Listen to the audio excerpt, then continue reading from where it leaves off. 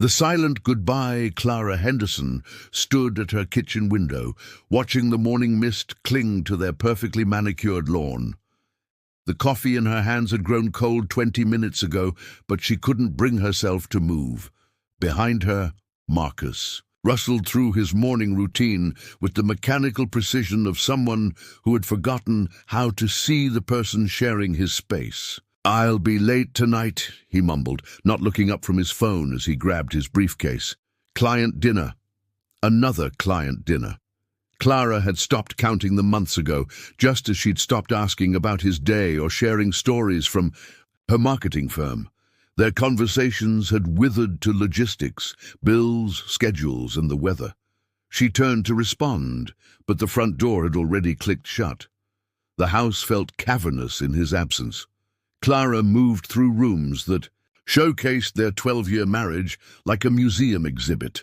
Wedding photos smiled from mantels, vacation souvenirs gathered dust on shelves, and everywhere hung the residue of a love that had somehow evaporated without either of them noticing when it began.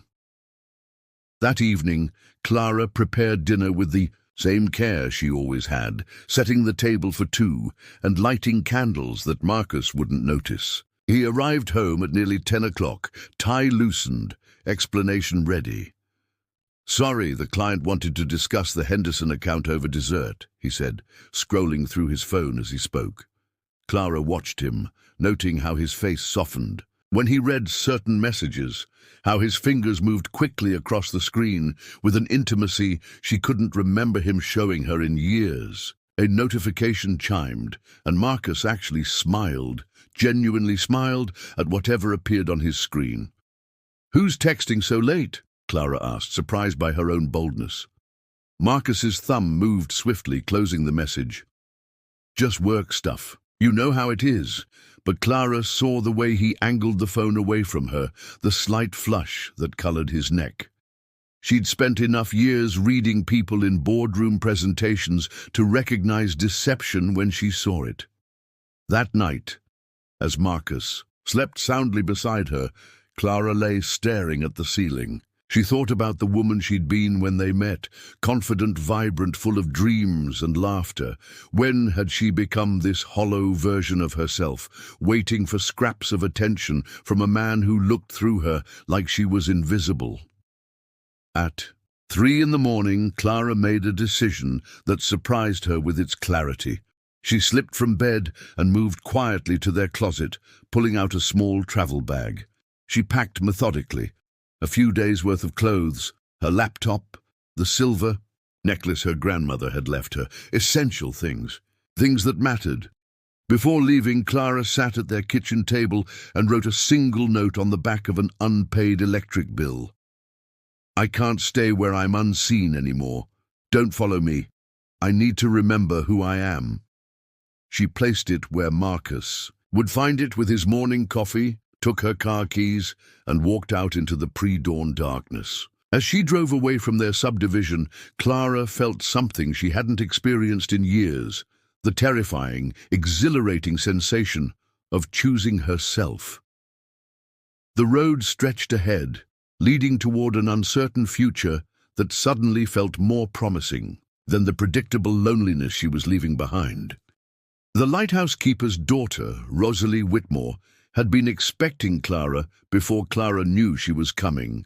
That's how it worked in Saltbridge. The town had a way of calling to people who needed healing, and Rosalie had learned to trust those instincts after 73 years of watching souls wash ashore like driftwood. When the rental inquiry came through at dawn, Rosalie studied the voice on her voicemail. Tired, lost, but with an underlying strength that reminded her of herself decades ago. Within an hour, she was sweeping out the small cottage that sat beside her lighthouse, humming old sea shanties her father had taught her. Clara arrived as the afternoon sun painted the coastal cliffs gold. She stepped out of her car slowly as if testing whether the ground would hold her weight. Rosalie watched from her kitchen window as this city woman stood transfixed by the lighthouse that had been her family's responsibility for 3 generations. "You're running from something," Rosalie said without preamble when Clara knocked. "Or someone." Clara's composure wavered. "Is it that obvious?" "Honey, I've seen enough broken hearts wash up on these shores to recognize the signs." Rosalie's weathered hands gestured toward the cottage. "The place comes with breakfast if you want it, and silence if you don't.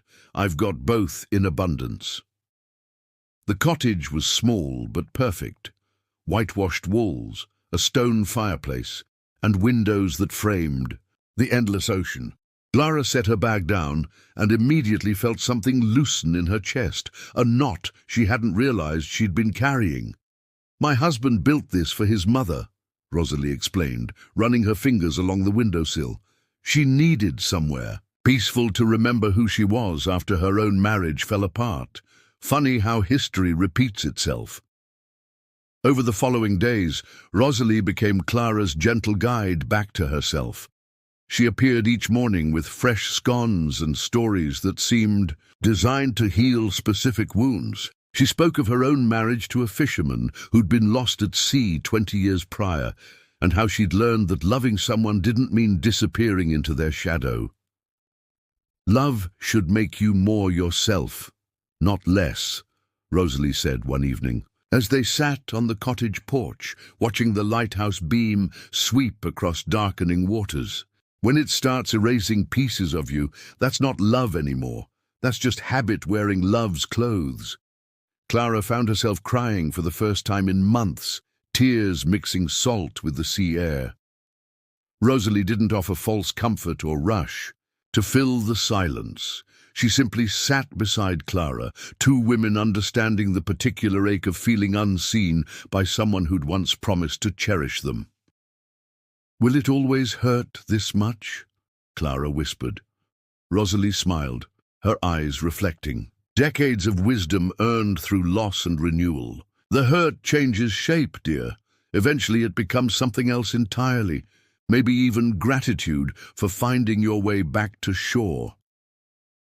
As Clara settled into the rhythm of coastal life, she began rediscovering pieces of herself that had been buried under years of trying to be the perfect wife. She walked the cliffs at sunrise, wrote in journals she'd abandoned long ago, and slowly began to believe Rosalie's gentle insistence that she deserved to be seen, valued, and loved completely.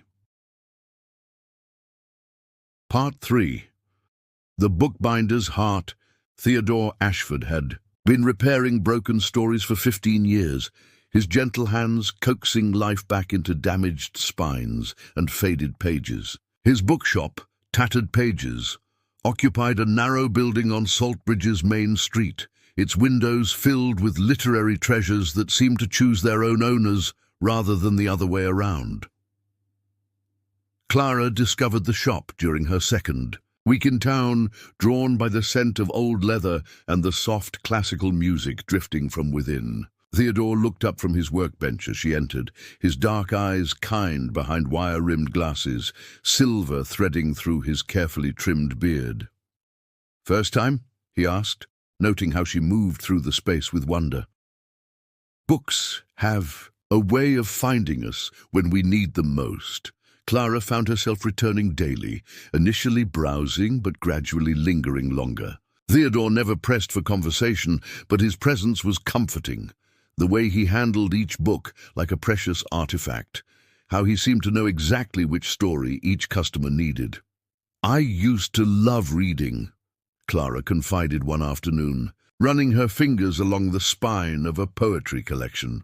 "Somewhere along the way, I stopped making time for things that fed my soul." Theodore nodded thoughtfully. "My wife always said that losing yourself in someone else's story helps you remember your own." His voice carried a gentle sadness that Clara recognized as kindred to her own. She learned about Elena gradually, how she'd died in a car accident 3 years prior, how Theodore had nearly closed the shop because books reminded him too much of Sunday mornings spent reading aloud in bed. But ultimately, he'd stayed because Elena would have been furious if he'd abandoned the stories they'd both loved. "Do you think she would have wanted you to be alone?" Clara asked one evening, as Theodore taught her basic bookbinding techniques. "Elena always said I loved to completely," Theodore replied, carefully pressing gold leaf into leather. "She worried I'd never let anyone else in after she was gone." Their friendship deepened through shared silence and mutual understanding. Theodore didn't ask about Clara's past, and she didn't push him about his grief.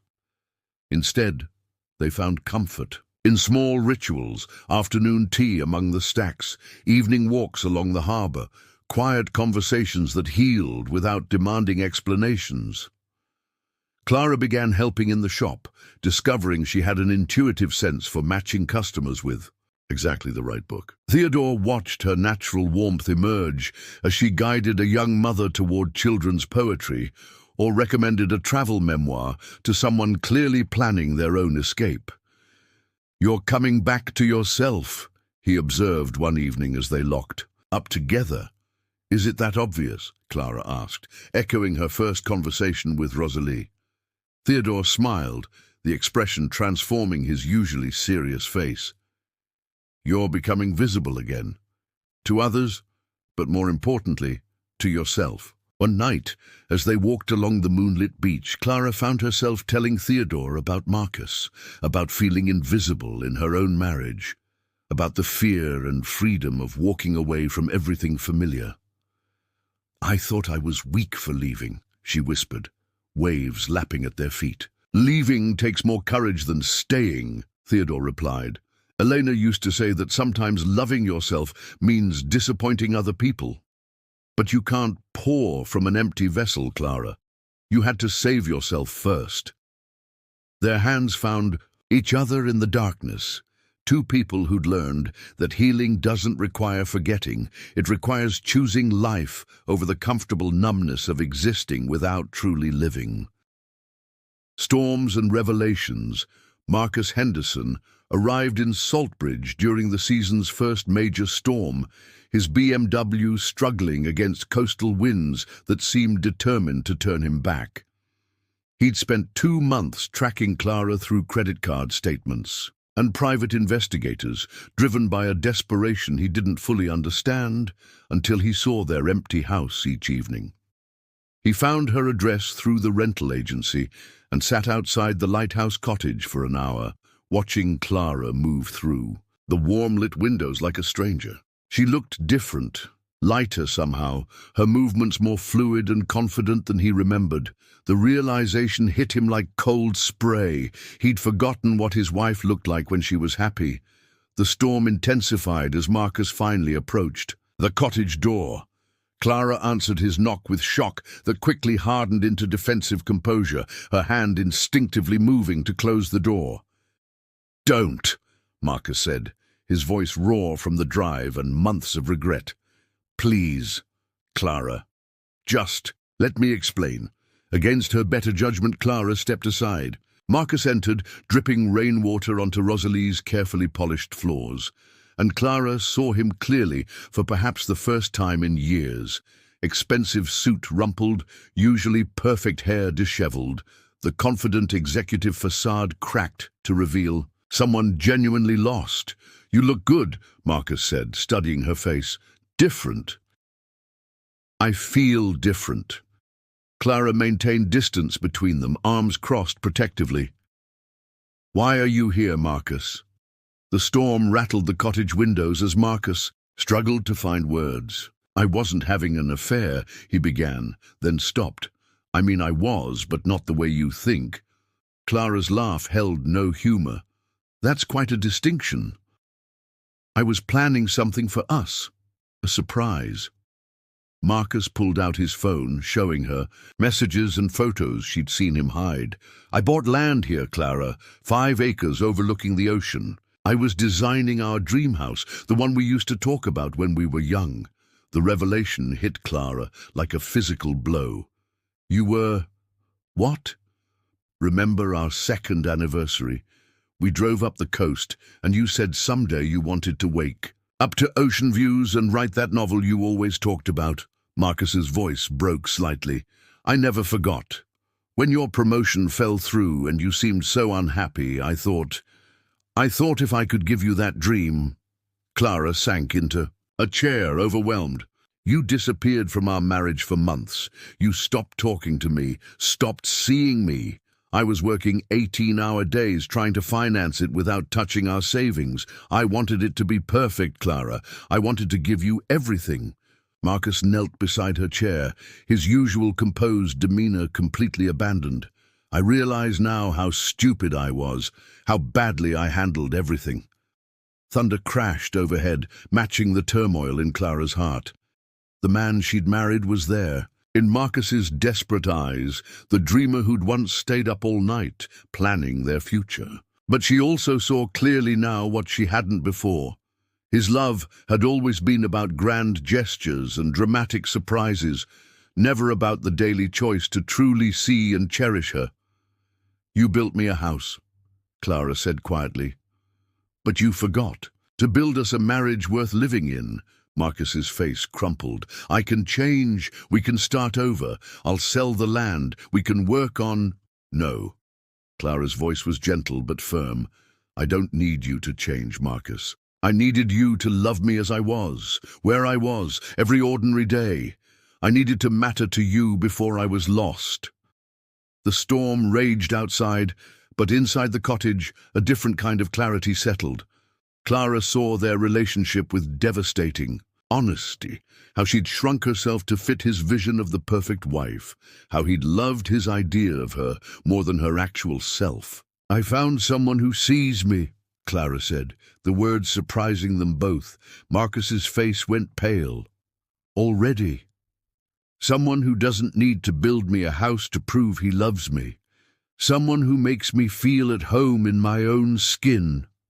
As if summoned by her words, Theodore appeared at the cottage door, concern etched on his features as he checked on Clara during the storm.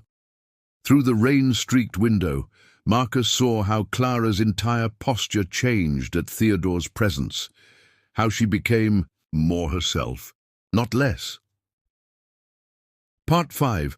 Dawn's new promise. The storm passed by morning, leaving Saltbridge washed clean and sparkling under a rose-gold sunrise. Clara stood at the lighthouse's base, watching the last clouds dissolve into endless blue sky. She'd barely slept, her mind churning through Marcus's revelations and the choice that lay before her. Marcus had spent the night at the town's small inn, giving Clara space to process everything. His final words before leaving the cottage had echoed through the dark hours. I'll wait as long as you need. Just tell me there's still a chance. But standing in the morning light, Clara felt the answer settling in her bones like truth finally. Coming home, she thought about the woman she'd been in her marriage, constantly trying to earn attention, shrinking herself to fit Marcus's schedule and priorities, grateful for scraps of affection. Then she thought about the woman she'd become in Saltbridge, valued by Rosalie, seen completely by Theodore, rediscovered by herself. Theodore found her there as the lighthouse beam switched off with the dawn. He approached carefully, reading the resolution in her posture. He's a good man, Clara said without preamble. Marcus truly thought he was loving me the way I needed. Theodore nodded, hands in his pockets, giving her space to work through her thoughts aloud. But love isn't a surprise you spring on someone, Clara continued. It's not a grand gesture or a perfect house or even the best intentions. It's choosing to see someone fully every ordinary day and deciding they matter exactly as they are. She turned to face Theodore, her heart clear for perhaps the first time in years. Elena was lucky to have been loved like that. I was the lucky one, Theodore replied softly, and I think Elena would want me to be that fortunate again. Clara smiled, feeling the last piece of her old life release its hold. I need to go talk to Marcus. She found him packing his car at the inn, his movements mechanical and defeated. When he saw her approaching, hope flickered across his features before he caught sight of her expression. "You've decided," he said. "I have."